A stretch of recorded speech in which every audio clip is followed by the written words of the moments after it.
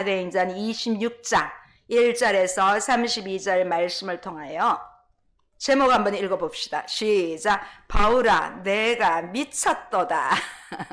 여기 바울 앞에 내 이름도 한번 넣어서 이따가 한번 생각해 봅시다. 오늘 말씀 제목이 바울아 내가 미쳤도다. 우리가 앞서 이제 25장에서 보았습니다. 25장에서 보았듯이 바울이 베스도 총독 앞에서도 아주 논리정연하게 자신을 잘 변호했습니다. 그런데 오늘 26장 역시 베스도 총독 앞입니다. 그런데 오늘은 유대 통치자인, 지난주에 누가 왔습니까? 아그리빠 왕이 오지 않았습니까? 정확하게는 아그리빠 2세입니다. 아그리빠 앞에서 로마 법뿐 아니라 종교적으로도 무죄하다는 사실을 이제 입증해야 한다는 점에서 주장의 핵심은 같지만 전개하는 방식이 약간은 다릅니다. 우리가 읽었던 1절에서 3절에 보면 이제 로마 총독 베스도로부터 그 재판권을 넘겨받은 누구? 아그리빠. 이 유대왕이에요. 유대왕 이 헤롯 아그리빠 2세는 마치 여기서 자기가 주심 판사가 된 것처럼 그렇게 행동하면서 이제 바울에게 변호권을 허락하는 그 모습이 오늘 본문의 26장의 시작입니다.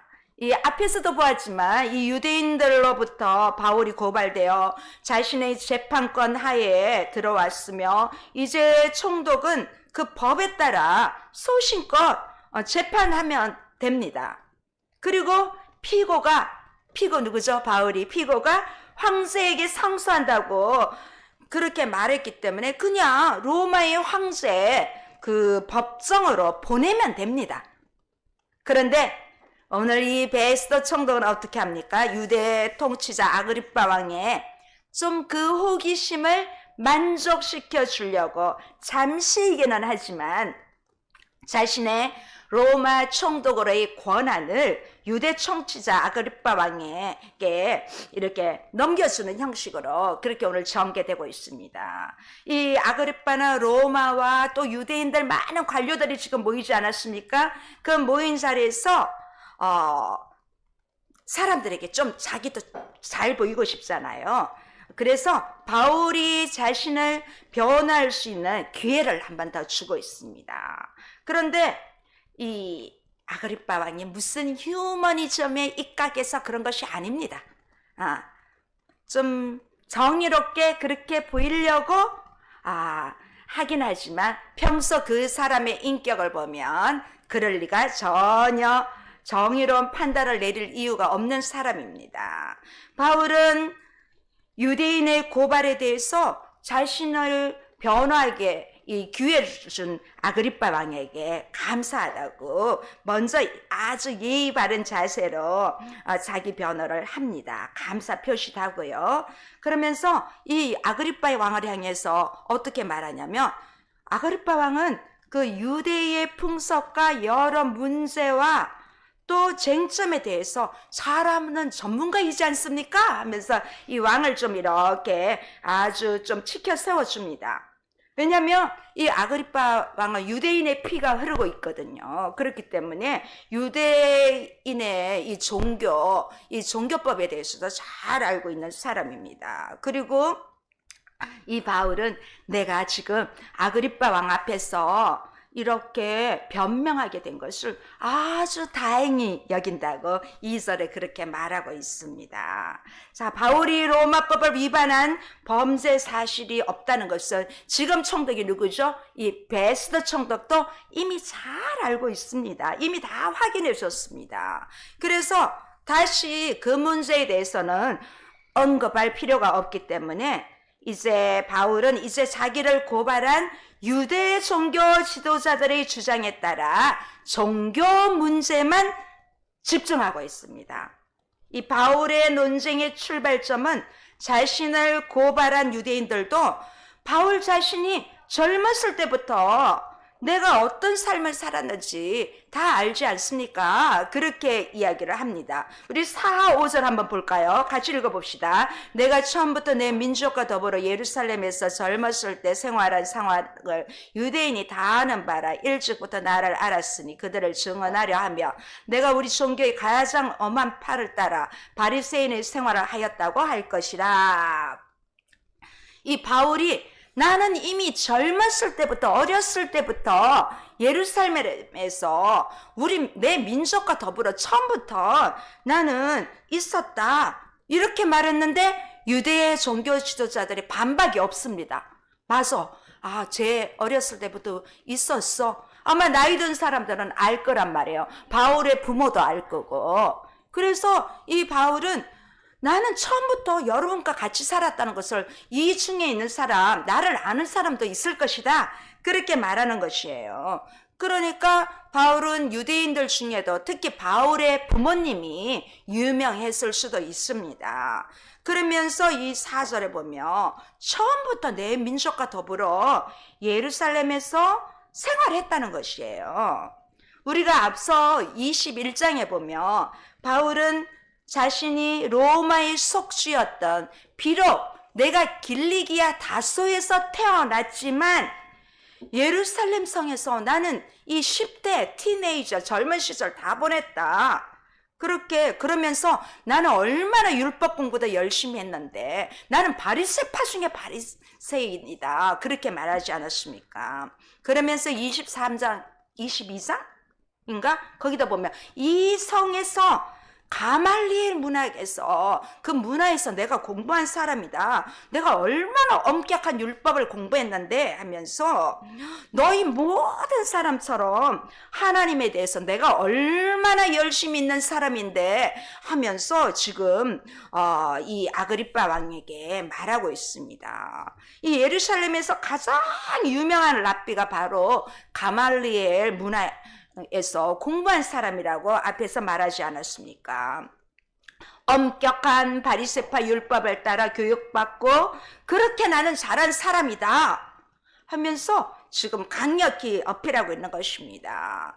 그러면서 이 5절 앞부분에처럼 일찍이 여러분도 다 알고 있는 사실이라고, 어디 반박할 수 있으면 해봐, 이런 마음에 그런 게 있을 것입니다. 그래서 자신의 유대교 신앙에 문제가 나는 전혀 있을 수 없다, 처음부터 아주 지적하면서 시작하고 있습니다. 이 6절에서 8절도 보면 이제 바울은 유대인들이 자신의 신앙 문제에 대해 고발하는 것은 도대체 무엇 때문인가를 한 걸음 더 파고 들어가면서 변론을 이어가고 있습니다. 자신이 신문받는 그 문제의 핵심은 약속에 대한 해석과 그 기대의 차이라는 것을 말하고 있습니다. 뭐라고 합니까? 하나님은 6절에 우리 조상에게 약속하신 것을 바라는 까닭이다. 그러면서 이 약속은 우리 12지파가 밤낮으로 간절히 하나님을 받들어 섬김으로 얻기를 바라는 바이다. 이 약속의 해석과 그 기대가 차이가 나는 것을 여기 6절 7절에서 볼 수가 있습니다. 그 당시 이 바벨론 포로 생활에서 돌아올 때는 유대 지파와 베냐민 지파만 이렇게 그렇게 구성하고 돌아왔어요. 그렇게 생각할 수 있는데 바울은 굳이 우리 12지파라고 이렇게 말하고 있습니다. 이 12지파라고 말하고 있는데 왜 그랬을까 생각을 해보니까 이 바울이 그 유대인과 사마리아인은 물론 모든 민족을 포함한 새로운 12지파로 구성된 새 이스라엘, 예수님 안에서, 부활하신 예수님 안에서 시작하는 새 이스라엘의 시작이 자신의 사역의 목표이기 때문에 어쩌면 여기에서 12지파, 우리 12지파 이렇게 표현한 것으로 보입니다. 그러면서 바울은 우리 이스라엘 사람들이라면 밤낮으로 간절히 하나님을 받들고 섬김으로 얻기 바라는 한 가지 소망이 있다고 이 7절에 아주 강조하고 있습니다. 자, 우리는 어떻습니까? 우리가 소망하는 바, 우리는 바른 신앙생활을 이루고 있습니까? 우리는 성경에서 가르쳐 주는 것과 다르면 안 됩니다. 나의 신앙의 본질은 무엇인가? 내가 왜 신앙생활하는가? 왜 내가 하나님을 믿고, 왜 주일이면 교회 와서 예배드리고, 왜 또 주중에는 성경을 묵상하면서 성경을 읽고, 또 장소 구분하지 않고 왜 기도하고, 오늘 왜 예배하는가? 이 신앙의 본질이 바로 세워져 있어야 합니다. 오늘 바울 사도가 고백한 것처럼 이 부활 신앙의 토대로 바로 서 있어야 하는 것입니다. 그래서 바울은 이 소망 때문에 구약 때부터 예언된 약속의 성취에 대한 기대와 믿음 때문에 지금 자신은 고소를 당했다고 이 재판관으로 앉아있는 지금은 아그리빠 왕에게 그렇게 호소하고 있습니다. 바로 이 소망의 핵심은 자신이 무죄하다는 사실을 변호하면서 바울은 앞에서 이스라엘의 소망의 핵심인 부활의 문제를 다시 한번 언급하고 있습니다. 왜 하나님은 죽은 사람을 살리시는 것을 못 믿는 것으로 여기냐고 그렇게 이야기하고 있습니다. 단순히 죽은 사람이 살아난 것이 아니라 전능하신 하나님이 죽은 사람을 살릴 능력이 있으신 것을 왜 못 믿느냐고 반문하고 있는 것입니다. 그래서 바울은 다시 아그리빠를 비롯해 모든 이 당국의 특권을 누리고 있는, 특히 이 유대 그 지도자 중에는 그 제사장들 중에는 사두개인들이 더 많아요. 이 사두개인들은 부활을 특히 안 믿어요. 그들은 전혀 안 믿고 반대로 바리새파 사람들은 믿어요. 이 바리새파 사람들을 향하여 왜 믿지 못하느냐 그렇게 이야기하고 있는 것입니다. 그래서 자신이 전하는 복음의 핵심이 이 부활하신 예수님, 이 부활을 가지고 다시 한번 이야기하고 있는 것입니다. 그래서 이 부활을 다시 얘기하다가 종교법으로 이렇게 법정에 고발을 당하고 있다는 것을 분명히 이야기하고 있습니다. 나는 로마법은 어긴 적이 없다. 단지 내가 말한 것은 예수 그리스도가 부활하셨다. 그것을 얘기하다가 다시 이렇게 지금 이야기하고 자신의 어떤 것을 다시 한번 나는 죄가 없다는 것을 이렇게 여러 사람이 보는 앞에서 이야기하고 있습니다. 우리 죄 때문에 이 땅에 아기 예수로 오셔서 인간으로 오셔서 심판받고 십자가 지시고 또 죽으시고 부활하셨다는 이 모든 것이 근본적으로 우리 모든 인간의 문제를 해결해 준 것입니다. 그래서 이제 성탄의 계절 12월도 이 성탄절의 핵심도 사실은 예수님이 12월 25일에 탄생하셨다는 것은 정확하지 않습니다. 그때 즈음이라는 그런 게 있지만은, 그래서 우리는 성탄절의 핵심도 부활이어야 합니다. 부활. 이 땅에 오셔서 죽으시고 부활하신 그 예수님, 우리 모든 기독교의 핵심은 부활이라는 것입니다. 다른 어느 종교 다 있을 수 있지만 부활은 없습니다. 그래서 모든 성경의 기본이, 핵심이 부활이라는 것을 여러분 다시 한번 우리 속에 새기기 바랍니다. 이 바울이 지금 이 부활을 강력히 외치고 있습니다. 자, 부활하신 예수님 때문에 우리의 삶이 변화되고, 그래서 우리는 이제 이 부활의 메시지를 전해야 됩니다. 바울은 이제 이어서 자기를 얘기하지요. 자신도 처음부터 이 부활을 믿은 것은 아니다. 그러면서 자기가 이 믿지 못했던 것을 인정합니다. 그러면서 자신이 이것을 이 부활의 메시지를 모를 때 자기가 어떻게 살았는지 오늘 이 9절에서 12절 보면 이 말씀은 앞에 우리가 다 사도행전을 거쳐면서 본 것인데 다시 한번 이렇게 이야기하고 있습니다.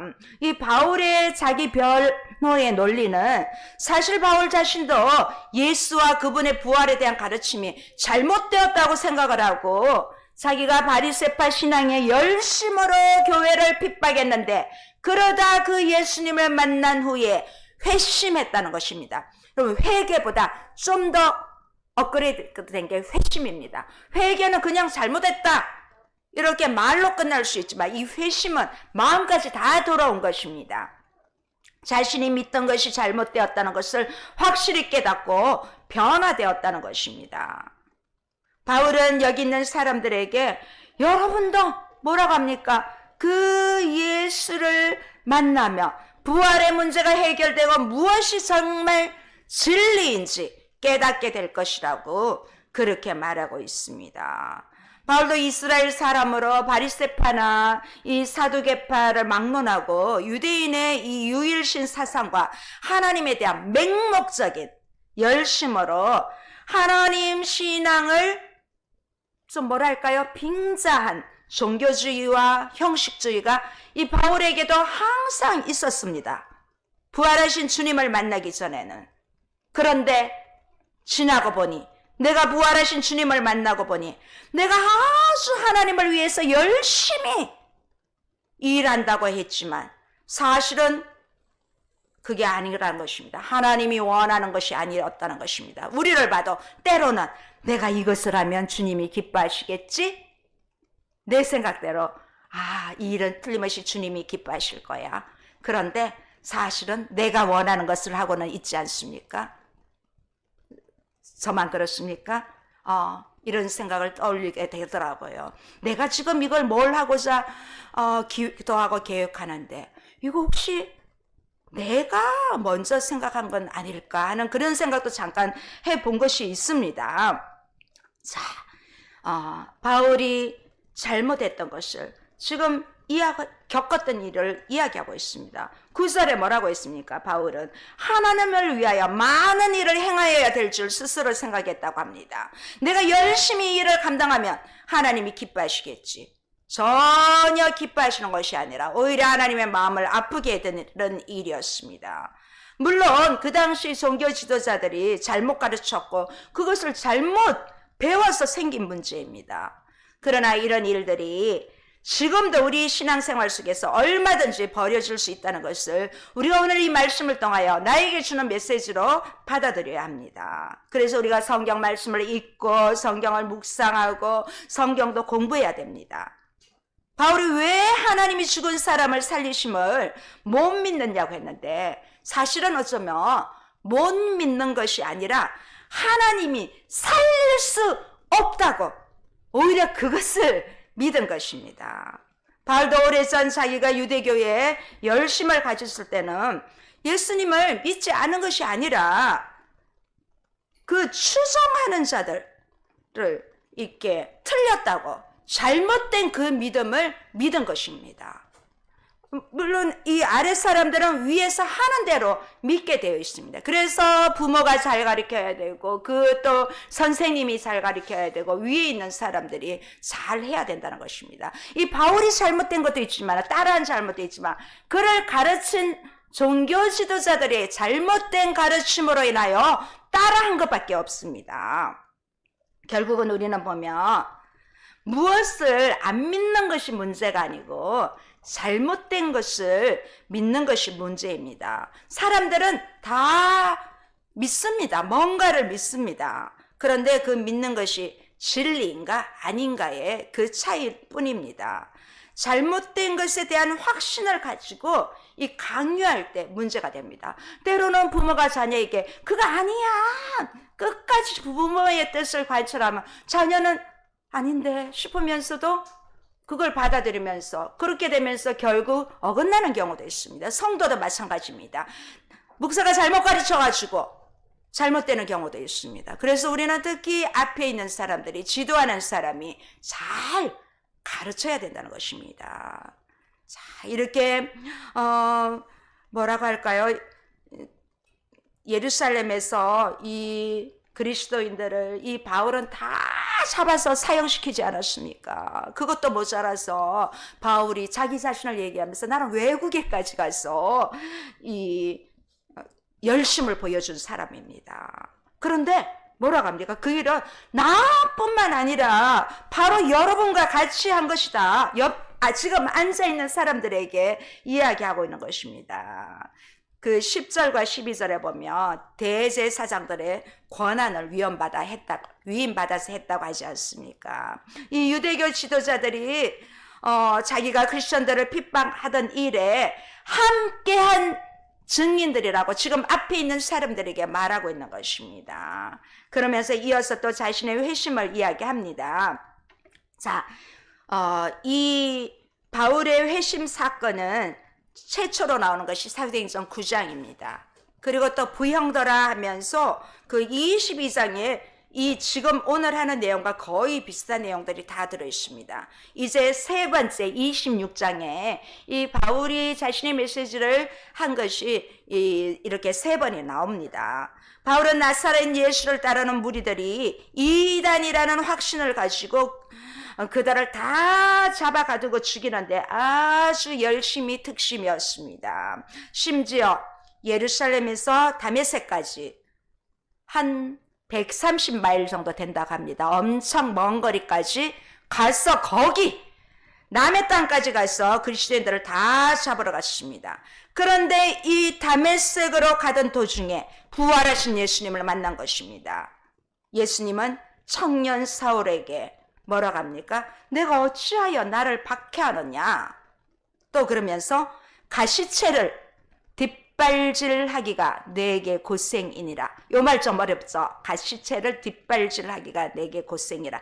약간 좀 직역하면 네가 나한테 반항하면 반항할수록 너 자신의 고통만 더 심해진다. 그렇게 좀 풀이하면 될 거예요. 가시체를 뒷발질하다가 내게 더 고생. 나를 핍박하면 핍박할수록 너는 더 힘들어진다는 거예요. 이러한 표현을 통해서 바울이 하고 싶었던 말은 자신이 유대 종교에 대해 얼마나 열심을 가지고 그리스도인들을 박해했는지, 그런데 생각해 보니까 이것이 성자 하나님 예수 그리스도를 박해한 것이라는 것입니다. 그리고 그리스도의 부활의 복음을 통해 새 일을 하시는 하나님을 들이받았던 일로 이제 알게 된 것입니다. 그래서 오히려 내가 너무너무 괴롭다는 것이에요. 이 말 안에 다 들어있는 것이에요. 이 청년 사울은 사실은 예수님을 직접적으로 박해한 적은 없습니다. 왜냐하면 이 땅에서 예수님을 뵌 적이 없었으니까요. 이 청년 사울의 박해 대상은 단지 예수를 메시아라고 주장하는 나사렛 도당들이었죠. 오늘 우리가 여기서 중요한 교훈을 얻게 됩니다. 우리도 이왕 신앙생활을 하려면 좀 열심히 하면 좋겠습니다. 그런데 성경에 근거하지 않는 자기 열심, 지혜가 없고 분별력이 없는 종교적인 열심이나 충성심이라면 이것이 문제가 된다는 것입니다. 오늘 바울 사도를 통해서 나에게 주는 메시지로, 오늘날 우리에게 주시는 메시지로 받아들이면 좋겠습니다. 우리의 무지한 열심의 결과가 오히려 주님을 박해하고 해를 끼치는 결과가 가져올 수도 있다는 것입니다. 우리는 올바른 믿음으로 하나님의 뜻에 순종하면서 이 땅의 소금과 빛으로 다시 한번 살아가기를 원하는 저와 우리 모두가 되기를 원합니다. 이제 바울이 묻자 주님께서 대답하십니다. 이 말씀은 우리가 이미 잘 알고 있습니다. 사도행전 9장에도 나왔고 22장에도 나왔습니다. 이 회심 전에 청년 사울은 기독교인들을 핍박한 것이 자신을 박해한 것이라고 하늘의 음성을 들은 것입니다. 그래서 15절에 보면 주님 누구시니까 물으니까 뭐라고 합니까? 나는 내가 박해하는 예수라. 이 말을 함으로써 이 앞서 말씀한 그 14절의 말씀을 더 확정시켜주는 엄청난 충격적인 메시지가 다시 한번 여기서 나오게 됩니다. 이 사울이 기독교인을 핍박한 것은 자기가 그토록 열심히 섬기려던 하나님을 핍박했다는 사실이 여기에 분명히 나타난 것입니다. 그리스도인들을 고발하고 잡아가두고 처형했던 것이 이전에 자신이 했던 잘못처럼 하나님을 대적하는 행동이 되었다는 것을 부활하신 주님을 만나고 난 뒤에 알게 된 것입니다. 바울은 그때 너무 두려워서 땅에 엎드러졌는데 뭐라고 합니까? 주님께서 일어나 너의 발로 서라. 일어나 너의 발로 서라. 이러한 명령을 받았다고 합니다. 예수님은 이 청년 사울을 사도로 부르셨다는 것을 또다시 한번 강조하고 있습니다. 이렇게 사명을 감당하는 사도로서 부르심을 받았는데 이것이 하나님의 종 사도 바울로 위임받았다는 것을 이 앞에 수많은 종교 지도자들부터 해가지고 총도 왕 앞에서 그 대신들 앞에서 그 다 있는 중에서 이야기하고 있습니다. 거기는 직위가 낮은 사람이 없습니다. 다 높은 사람입니다.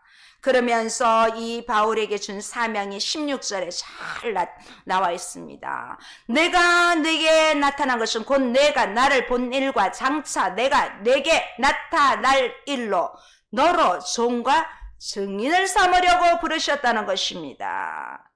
자, 이 말을 좀 더 쉽게 하면 성자 하나님을 본 일과 앞으로 예수님께서 바울에게 나타나셔서 보이려고 보여주시는 모든 것들을 이렇게 이제 증인이 되는 것을 오늘 이 미션을 여기에서 주셨다는 것을 많은 고위 관직들이 앞에 있는 앞에서 이야기하고 있습니다. 그러면서 또 이 17절 18절에 보면 이 사도 바울에게 주어진 사명은 이 이스라엘 유대인뿐만 아니라 유대인은 물론이고 이방인들에게 사도로 보내셨다는 사실입니다. 바울은 이방인의 사도라고 우리가 잘 알고 있지만 사실은 바울은 우리가 지금까지 사도행전 13장부터 이제 본격적인 바울의 선교 여행이 시작되었는데 언제나 유대인들 먼저였습니다. 가는 곳마다 유대인의 회당이 어디 있는지 찾았습니다. 항상 디아스포라 사람들이 있었기 때문에 그곳을 찾았습니다. 언제나 유대인들과 유대교를 개종한 사람들에게 먼저 복음을 전했습니다. 그렇지만 이방인의 구원을 위해서 보내심을 받았다는 것도 잊지 않았습니다. 항상 유대인에게 먼저 전하고 유대인들이 거부했을 때 이방인들에게 전했습니다. 이 18절에 의하면 특히 바울은 자신이 이스라엘과 이방인들에게 보냄을 받아 그 양쪽 모두의 눈을 뜨게 해서 지금 있는 이 어둠의 세계에서 사탄의 세계에서 죄인들의 무리에서 이제 예수님을 믿어 빛의 세계, 빛의 나라, 하나님 나라, 죄사함을 받은 무리, 거룩하게 된 무리 성도로 변화되도록 그런 사명을 받았다고 말하고 있습니다. 사실은 우리는 이 17절, 18절을 자연스럽게 우리는 성경을 받아들일 수 있습니다. 이 2000년 전의 일을 그냥 우리는 받아들일 수 있는데 지금 여기에 있는 사람들은 받아들이기가 힘들어요. 이스라엘과 이방인들에게. 그러면 우리는 유대인인데 우리도 이방인처럼 그런 사람이야? 우리도 나쁜 사람이네? 이렇게 생각할 수 있다는 것입니다. 이 사람들은 우리는 지금 이미 2000년 전에 이 일을 이미 예수님이 다 이루어진 일들을 성경을 통하여 우리는 보고 있기 때문에 그냥 받아들이지만 지금 여기 있는 사람들은 아니 택한 선민 유대 이스라엘 선민을 어떻게 저렇게 그 사람들은 거의 뭐 개 돼지로 생각했으니까 우리를 이방인 취급하냐고 그렇게 받아들일 수 있습니다. 잘못 받아들이면. 그런데 자신이 이 3일 동안 눈이 멀면서 나 역시 예수님 믿는 사람 박해하는데 최고의 열심을 가진 사람이었지만 진짜 이 3일 동안 내 3일 동안 앞만 못 보는 것이 아니라 내 육신이 안 보이는 것이 아니라 영적인 눈까지 다 감겨 있었다는 것을 바울 사도가 알고 이제 예수님을 만난 후에 잠시 3일 동안 비록 눈을 보지 못해 육신의 눈을 보지 못해서 갑갑하기는 했지만 그로 인하여 내 영적인 눈이 열렸다는 것입니다. 그것을 말하고 있습니다. 지금 이 바울은 직접적으로 표현하지 않지만 내가 앞을 보지 못하고 부활하신 예수님을 몰랐던 것처럼 여러분도 똑같은 영적인 눈먼 소경이라고 그들에게 지금 말하고 있는 것입니다. 그래서 이 바울은 어둠의 세상, 이 사탄의 권세 아래 있는 사람들을 하나님의 백성이 되게 하도록 나는 그렇게 주님으로부터 부름받은 사도가 되었다. 나는 그런 사명자로 지금 선포하고 있는 것이다. 이런 것을 보여주고 있습니다. 19절, 20절에도 보면 이 바울은 아그리빠 왕에게 자기가 겪은 모든 일이 내 개인적인 일이 아니라 하늘에서 보이신 것이라고 이 19절에서 말하고 있습니다. 이 말은 하늘에서 보인 것은 하나님의 계시라는 것이지요. 하나님께서 알려주신 것을 내가 거스를 수 없다는 것입니다. 그리고 자신에게 주어진 사명대로 자신이 주님을 만난 이 다메섹은 물론이고 사도행전 1장 8절의 말씀처럼 예루살렘과 사마리아와 온 유대와 땅끝까지 이 지상 최대 명령을 이제 땅끝의 이방인들까지 전할 수 있도록 이렇게 주님의 복음을 전하는데 이제 바울에게는 로마만 남았다는 것입니다. 결국 이 모든 상황으로 볼 때 하나님의 백성이 되고 예수님을 믿는다는 것에 대해서는 항상 이 회개보다 좀 더 정확하게 말하면 저는 회심이 맞다고 생각합니다. 어쨌든 이 회개가 필요합니다. 그리고 회개에 합당한 열매를 맺어야 합니다. 이 회개에 합당한 변화된 삶으로 살아야 된다는 것을 말하고 있습니다. 나를 한번 보십시오. 내가 정말 예수를 믿는지 안 믿는지 어떻게 알 수 있을까요? 물론 믿으면 마음으로 어느 정도 압니다. 내가 정말 예수님을 믿고 구원을 받았구나. 좀 안 돼도 기쁨이 넘칩니다. 다른 사람 좀 한마디 하고 싶은데도 그래 주님 생각해서 참자. 조금 이런 생활 속에서 여러 가지 있을 것입니다. 내가 정말 회개에 합당한 열매를 내 일상 속에서 맺고 있구나. 그리고 내가 기도하면 기도 응답을 해주시구나. 이러면 조금 느껴집니다. 이 하나님의 자녀가 되었다면 이 회개에 합당한 삶이 내 삶 속에서 나와야 합니다. 내가 예수님을 믿는다고 하면서 내게 사랑이 없다면 내가 전혀 사랑하지 않고 오히려 저 사람이 불편하고 저 사람이 밉고 그런다면 한번 나를 다시 한번 돌아보기 바랍니다. 이제 이런 복음이 바울로 통하여 여기 고위 관식들에게 전해졌습니다. 다 했습니다. 그런데 그들의 반응이 듣고 바울을 이해했을까요? 오늘 21절과 23절에 보면 역시 아닙니다. 다는 아닙니다. 이 하나님의 뜻과 예수 그리스도의 복음을 그대로 전하는 이 종은 환영을 받지 못할 때가 많습니다. 오히려 없애려고 하는 경우가 생깁니다. 지금도 선교지에서 선교사님들이 이 생명의 복음을 전하지만 거부할 뿐만 아니라 오히려 복음을 전한 선교사님들을 잡아서 핍박하는 경우가 많습니다. 작년 3월에도 보면 마다가스카르 선교사님, 작년이 아니네요. 올 3월이네요. 올 3월에 마다가스카르 선교사님이 우리 교회 오셨을 때 그 주간에 같이 일하는 두 분이 피살당했잖아요. 이런 일이 허다합니다. 자, 이렇게 복음을 전하다가 그 결과 이 바울 또한 바울 또한 얼마나 생명을 몇 번 위험한 고비가 정말 한두 번이 아니었습니다. 그런 경우에도 하나님 함께 해주셨습니다. 할 일이 있기 때문에, 사명이 있기 때문에 그렇습니다. 복음을 전하는 바울도 아니 이방인도 그렇지만 내 동족이 그렇다는 것에 대해서 얼마나 슬프겠어요. 결국 바울에게 복음의 핵심은 부활이었습니다. 바울이 사도행전에 다녔던 1, 2, 3차 로마를 포함하면 한 4차 정도까지 봤을 때 그의 핵심은 예수 그리스도, 오직 예수 그리스도, 그 예수 그리스도는 부활하셨다. 이게 핵심이거든요. 그러면서 그의 서신 13곳도 보면 다 같은 곳에 있었던 일을 또다시 한번 전하고 그렇게 하고 있습니다. 이 부활 전에는 이러한 고통과 고난과 심지어 예수님을 통해서 죽음도 있었습니다.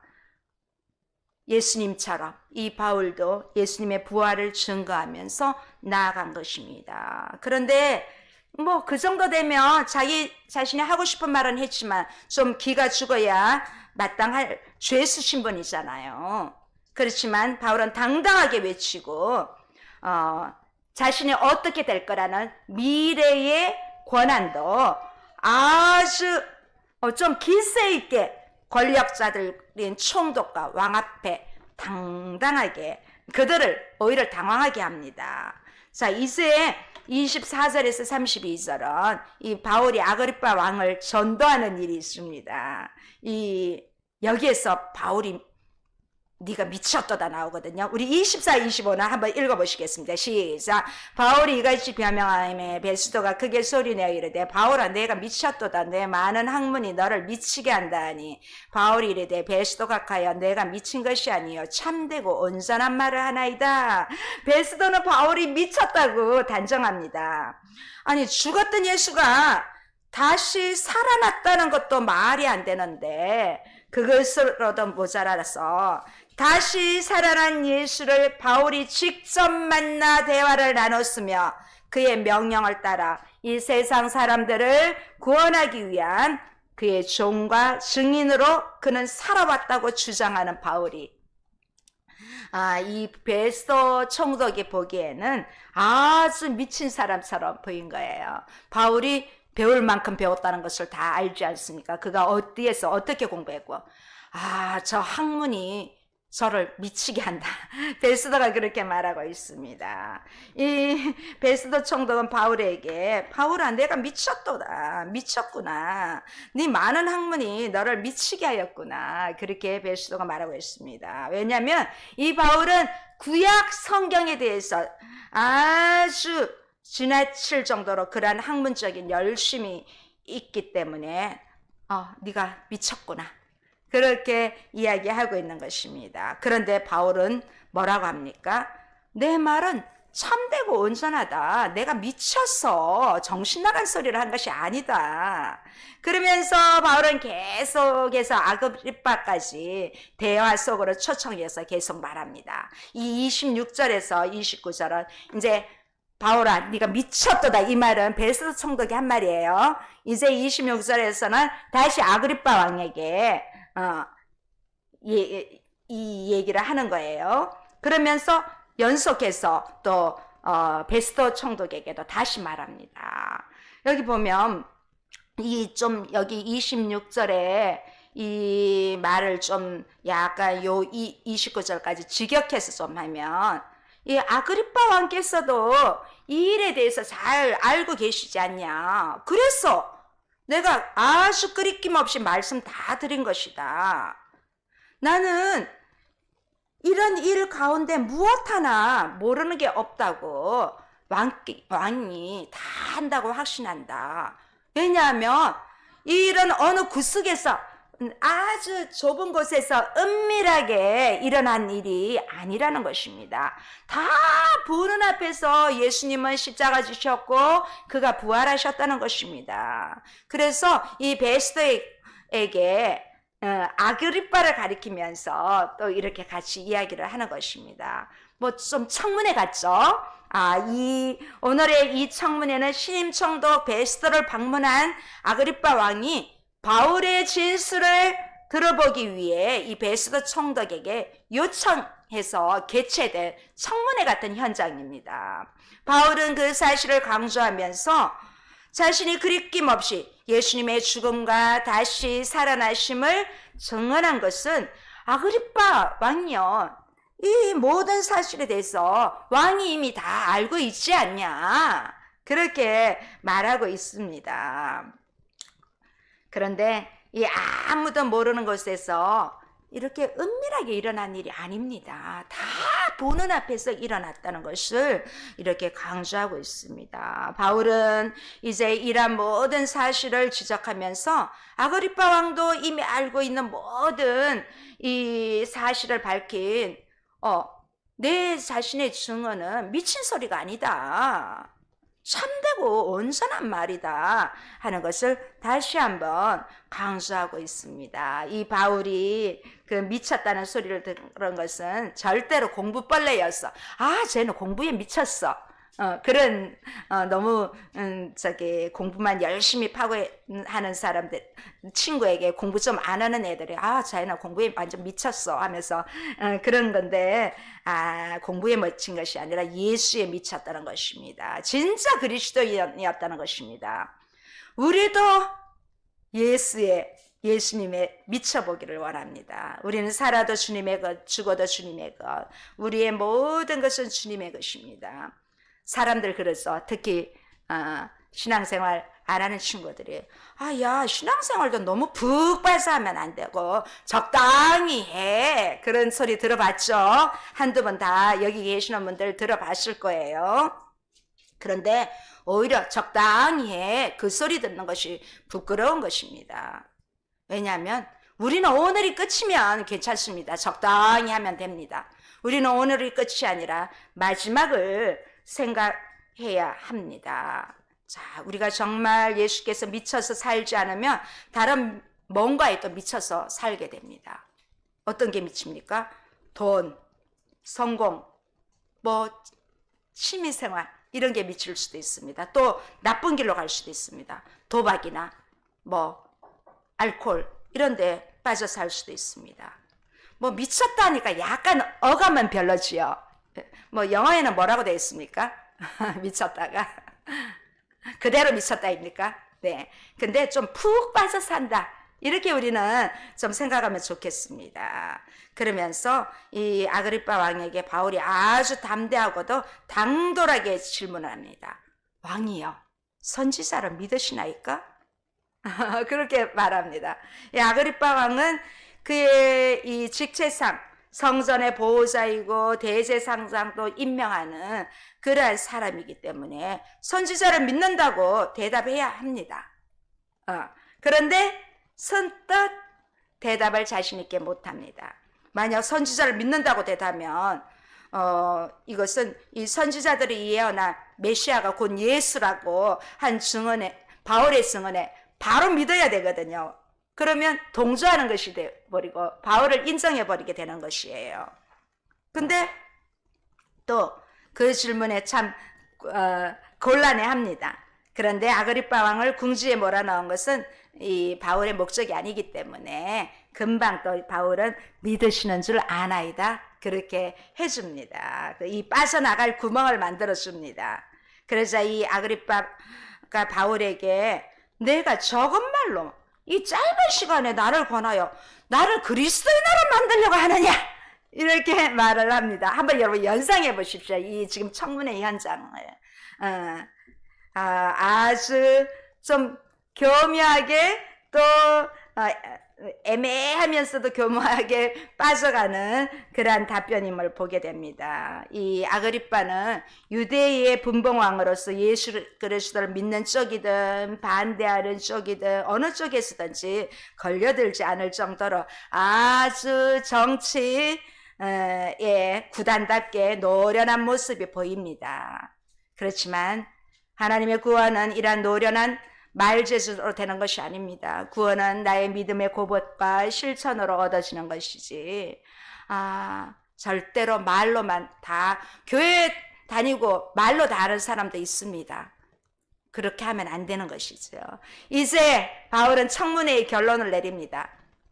이 놀랍게도 이 청문회장에서 마지막 결론을 내린 총독은 총독 베스도가 아닙니다. 아그리파 왕도 아닙니다. 누군가요? 바로 미결수 죄수, 아직도 확정되지 않는 죄수 바울입니다. 이 청문회까지 앉아있는 사람 중에 예수님을 믿는 사람은 바울 외에 아무도 없습니다. 어쩌면 한 명 있을 수 있습니다. 사도행전의 저자 누굽니까? 누가가 방청하고 있을 수도 있습니다. 그런데 높은 사람들 중에는 아무도 없다는 것입니다. 지금 바울의 모습이 외형적으로는 초라할 수도 있지만 그럼에도 이 땅을 다스리며 살고 있는 이 권력자들 앞에서 내가 이렇게 잡혀있는 것, 죄 쓰인 것 외에는 여러분 모두가 나와 같이 되기를 원한다. 그렇게 기도하면서 선포하고 있습니다. 지금 바울에게는 세상에 어떤 금이나 은이나 돈 같은 것은 없어도 온 우주의 주인이신 부활하신 예수 그리스도가 그와 함께 계신다는 것을, 이 믿음을 본받으라는 것입니다. 우리도 세상에 살면서 바울처럼 당당하면 좋겠습니다. 늘 부활하신 주님이 그와 함께 함으로써 이제 청문회 형식의 재판은 끝났는데 베스도는 그가 좀 원하던 로마 호송의 이유를 사실은 찾지 못했습니다. 죄를 찾아야 되는데 안 그러면 지금 현재 네로 황제, 악명 높은 네로 황제가 있는 로마까지 가면 자기가 오히려 해를 당할 수, 죄를 찾아 하나라도 들고 가야 되는데 찾지 못했습니다.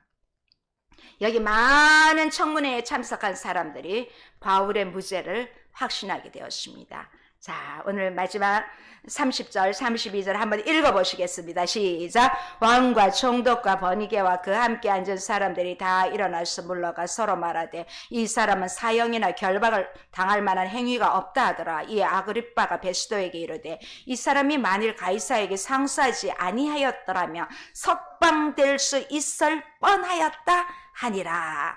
이 사형이 아니라 결박을 당할 이유도 없다고 그렇게 결론을 내린 것입니다. 이제 여기 청문회에 함께한 지도자들은, 고위 관직자들이 바울을 조금 이해할 수 있게 되었습니다. 바울의 대해서 이런 결론을 내릴 수 있었다면 그들에게 복음의 씨가 심어졌을 때 분명히 나중에 어떤 긍정적인 결과가 있었을 것이라고 믿습니다. 여기에 많은 고위 관직 중에 자기 지역에 가서 바울이 그 주님이 부활하셨다 했지 하면서 유대교로 입적했을 수도 있습니다. 성경에 안 나오니까 우리가 잘 모르지만은 그 이후의 스토리는, 그렇지만 분명히 왕들에게, 총독들에게 서게 될 것이라는 주님의 미리 보여주신 그 환상이, 메시지가 지금 이 현장에서 다 이루어진 것입니다. 어떻게 죄수 신분에서 왕에게, 총독에게 부활의 메시지를 전할 수 있을까요? 우리도 위에 있는 위정자들 만나기, 우리 보통 국민으로서는 쉽지 않습니다. 유명한 사람이니까 그 국정을 맡아야 그래도 고위 관직자들을 볼 수 있죠. 우리같이 평범한 사람들은 만나기가 쉽지 않습니다. 바울이 바로 그런 입장입니다. 그런데 왕 앞에, 총독 앞에 다 이렇게 메시지를 전한 것입니다. 그래서 이 사람들뿐만 아니라 결국 청문회를 열어달라고 한 이 아그리빠 왕도 같은 결론을 내리게 된 것입니다. 바울은 이유 없이 잡힌 것이고 이유 없이 고난을 당했습니다. 그러나 이 고난과 이 모든 고통들이 바울 개인에게는 많은 유익을 주었습니다. 복음을 전할 수 있는, 고위관직자들에게 복음을 전할 수 있는 계기가 되었던 것이지요. 자, 이전에 벨릭스와 지금 베스도 그리고 아그리빠 왕까지 부활의 복음을 전한다는 것은, 그들에게 복음이 들어간다는 것은 거의 불가능하거든요. 그렇지만 바울이 그 일을 했다는 것입니다. 지금 당하는 고난이 복음의 기회가 되었던 것입니다. 하나님 앞에 이 복음의 역사가 이 일을 통해 일어난 것입니다. 우리 삶 속에서도 일어나기를 원합니다. 지금 당장 내 일이 바울처럼 지금 힘든 상황이고 내 일이 잘 안 풀리고 잘 안 된다고 해서 너무 실망할 것도 없고 또 일이 너무 잘 된다고 해서 교만할 것도 없습니다. 하나님의 뜻은 축복을 통해서도 이루어지고 때로는 고난을 통해서도 얼마든지 이루어질 수 있습니다. 이제 27장에 보면 로마로 가는 중입니다. 우리 삶 속에서 매일매일 어떤 일이 일어나든지 바울이 부활하신 주님을 생각하면서 담대하게 나아갔던 것처럼 우리 안에도 늘 부활의 주님이 함께 하심으로 어떤 일이 내 앞에 일어날지라도 담대하게 맞이하고 또 이기고 또 때로는 해결이 안 되어서 힘들지라도 우리가 바울의 심정을 가지고 한 주간 더 승리하기를 주님의 이름으로 축원합니다. 기도하시겠습니다. 살아계신 하나님 아버지